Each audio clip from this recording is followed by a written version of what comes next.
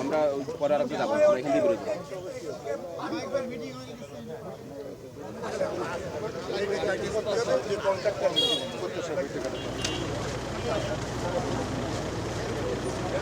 ময়ূর নদীর এই অংশে আমাদের বিদেশি সংস্থার সাথে আমাদের পরিকল্পনা চূড়ান্ত হয়েছে।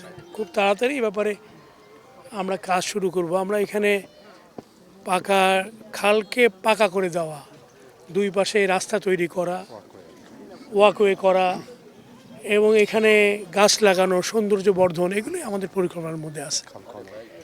এবং খাল খনন, এটাকে আমরা দেখছি যে আমাদের শহরের এই গুরুত্বপূর্ণ এই ময়ূর নদীর এই অংশে যেটা ভরাট হয়ে গেছে, এগুলো আমরা খনন করেই আগামী বর্ষা মৌসুমের আগে পানি প্রবাহটাকে চালু করার চেষ্টা করছি। এবং আমরা আমাদের খুলনা শহরের জলজট মুক্ত করার যে পরিকল্পনা আমরা হাতে নিয়েছি, এটি তারই একটি বড় অংশ এবং এটি আমাদের জন্য একটা বড় চ্যালেঞ্জ। এটিকে আমরা যদি করতে পারি তাহলে আমরা অনেকটা বিপদমুক্ত হব। আমাদের চিফ ইঞ্জিনিয়ার সহ আমাদের অফিসাররা কাজ করছে এবং জনগণের প্রত্যাশা অনুযায়ী আমরা এই ডেভেলপমেন্ট প্রোগ্রামগুলো আমরা করব।